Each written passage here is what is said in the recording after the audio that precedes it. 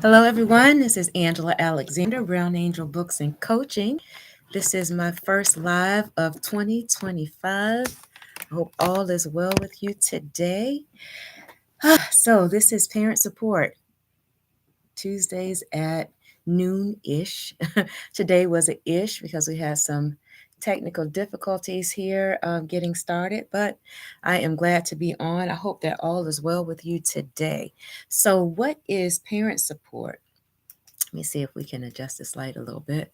What is parent support? So, what I figured I would do is that since this is my first time being live on YouTube, I would say first who I am, what I do, and why I do it. So, I am Angela Alexander.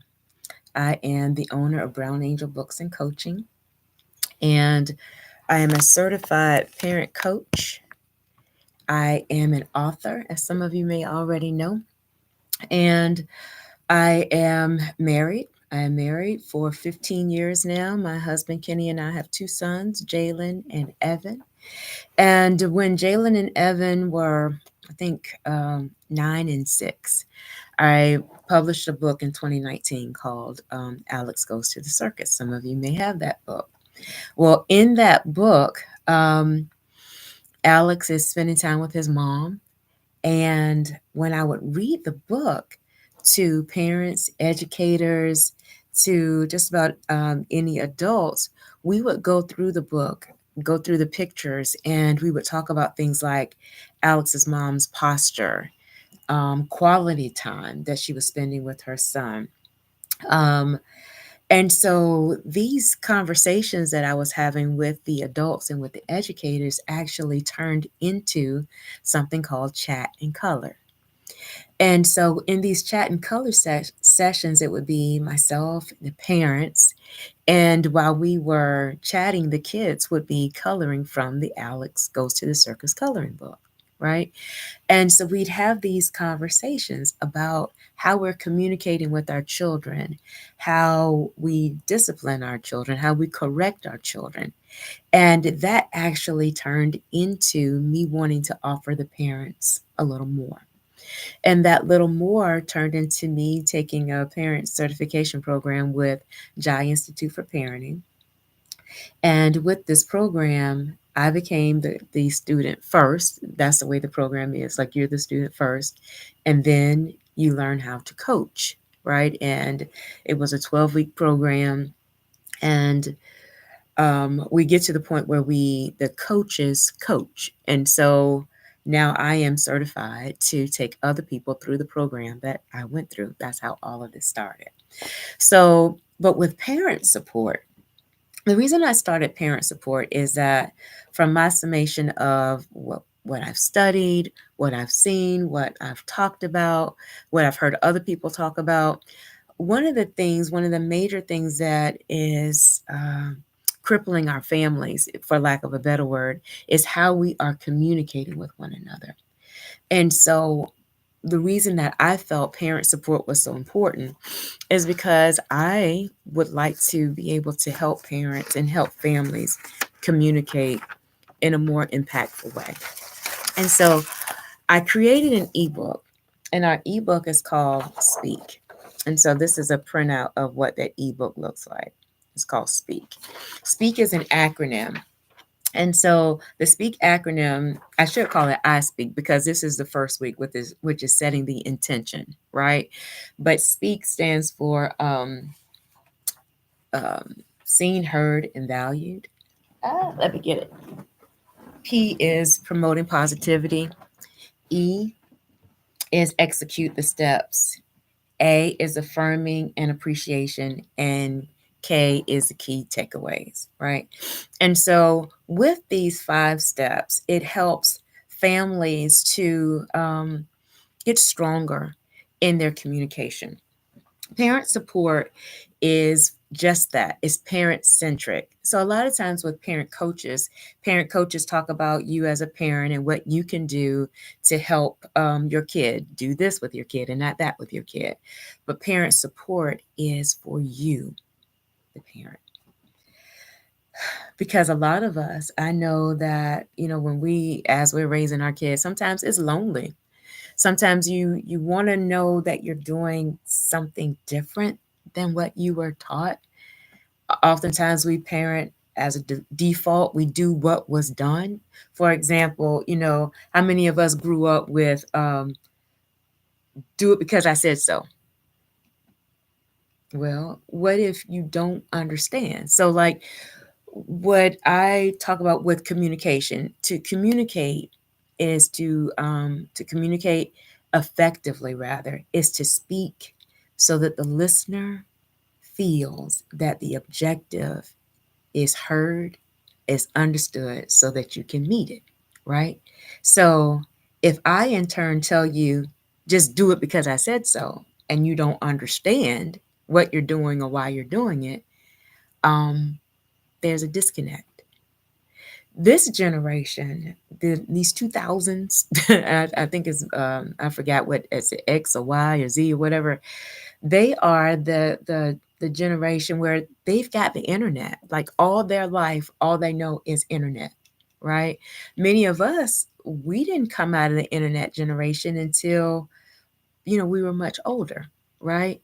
And so for like my kids, your kids, maybe even some of your grandkids, they can look up just about anything they want to look up.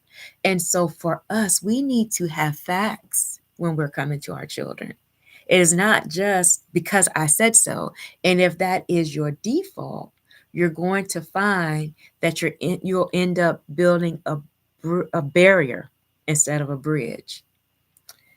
So, one of the objectives for parent support is to break down the barriers and start building bridges because we need it.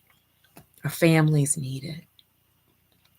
One of the statistics that gets me is the 1 in 4. And so, if you've heard me talk at all, you've heard me mention about the 1 in 4 children, school age. I'll even break it down even from 3 to 17, 18, according to the CDC. 1 in 4 children is so depressed that they no longer want to live. And some of them have already made a plan with how they're going to end it. And I just want that to sit for a minute because for me, that statistic, it hurts. It hurts. It's something to think about. 1 in 4. And you don't know where that fourth one is. If they're in your house, if they're one of your children, if they're in your class, if they're at your church, it's 1 in 4. And so if we don't stop with how we are communicating or lack thereof, we lazy parent, we yell and because we don't know what else to do. Or I'm going to hit you because I don't know what else to do. Instead of learning how to build communication and relationship with your child, that 1 in 4 may be coming from your house, coming from my house, God forbid, right? And so that is one of the reasons why this parent support is so important. Um, I know that for me and for many, like we grew up with like that spanking or that whipping, and they might say something like, "Stop crying before I give you something to cry about." You already gave me something to cry about. That's why I'm crying, right? And so, as such, then you have to learn how to. What do you do when you're having those emotions that you're sad or you're hurt, but you've been told to suppress that for so long that you don't know how to express it, especially as you get older?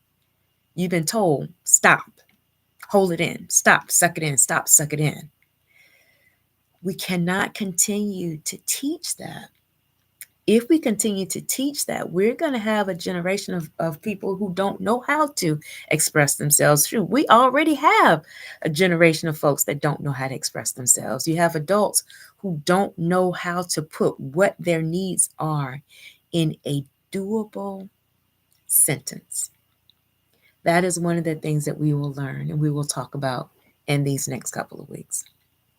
Um, What else did I want to share? I wanted to share also about setting the intention. And so, setting the intention is that can we be intentional in 2025? That we create our mental space, our spiritual space, our home space to be calm, to be safe environments, right? And how do you do that? Well, we'll talk about those things as we go along. But one of the things that, if we can even get into the habit of doing this, to gift ourselves 2 minutes, and this can be throughout the day, this can be at least a day, 2 minutes, no music, just quiet. Give yourself 2 minutes of quiet. Gift yourself. We just came out of the gifting season. 2 minutes. And in that 2 minutes, you decide. And even if you have a kid, they're 3 years or older, you can even ask your kid, hey, little Johnny, I'm going to give you my cell phone and I'm going to let you set the timer for 2 minutes. You can go in your room or watch a show, or this is a 2 minute art little timeout. You can make it a game, you can make it however you want it. But in that 2 minutes, you can breathe, because some of us forget to just breathe. You can pray, Lord, give me the strength I need for my family, for my body, for what I need to give my family what they need. Give me strategy, give me your wisdom in that 2 minutes. In that 2 minutes, maybe you can affirm yourself that you have more power than you think you do, that you are loved, that you can be loving, that God has you. I don't know what your faith level is, but that God, I know you've got me and you've got plans for me. Help me to execute those plans. But gift yourself those 2 minutes of quiet to just reset. Because oftentimes, because we don't reset, we go in like a bull and we're charging at everybody and everything. So if you can gift yourself 2 minutes. Um, and the other is also after that to think about yourself as the coach in your house. You are the parent coach at your house. So, as a coach, and if any of you have ever been on a team, think about a coach. A coach does not give the strategy in the middle of the game. A coach doesn't give the strategy when everything is up in arms, right? A coach reminds you of the strategy when you're in the game. And so, when you have moments of calm, that's when you talk about the strategy at your house. That's when you talk about how to fold the towels or make up the bed or whatever those things are that you want the people in your home to know or to do. And instead of being on a rant where nobody knows what you're talking about, you're just fussing and you're just going for it, and you're in high soprano and you're bring it down and put what you want in doable statements. If you want the towels picked up, tell them pick up the towel. I noticed this with my own son. Um, I don't know, some days ago, where one of us, and I won't say which of us, was just on a rant, right? Just kind of just going on and on and on. And I was looking at his face as the parent was just kind of going on and on and on about something that they wanted, right? And when you are talking like that and you're in high rage or high emotion, the person that you're talking to, their cortisol levels are trying to process what you're doing, and they don't process well. You were not created to be yelled at, believe it or not. And when that's going on, or you're spanking, cortisol levels are at their high. And so I was looking at my kid trying to process what was being said, and he was just sitting there like, and so I was wondering, I was thinking at that moment, put it in a sentence. And when it was put in a sentence, he was better able to say yes or no, or I can do that. So if we can get to that point, when we have a request, whether that's with your kid, whether it's with your spouse, anybody that you have a relationship with, put that in a doable sentence said in a calm, rational way. I don't know very many people who are motivated by being yelled at. I know I'm not. Can you imagine what work would be like if, when you're trying to learn something or do something, that you're just being yelled at? It doesn't encourage, it doesn't motivate. So if it doesn't motivate you, it is very likely that it does not motivate them. So, like I said, so in the next weeks, we will be going through the SPEAK acronym. So, SPEAK again is the S is seen, heard, and understood. P, promote positivity. E, execute the steps. A, affirm and appreciate. And then the K is key takeaways. And if there's anything that I would like to leave you with, this first post of 2025 is this poem that I wrote a couple of years ago, and it's called Peace. And so it says, ooh, I'm covering them. Sorry about that, YouTube. I need a day of peace, a day that my heart is not broken by injustice, death, or disappointment. I need a day to take a breath from it all.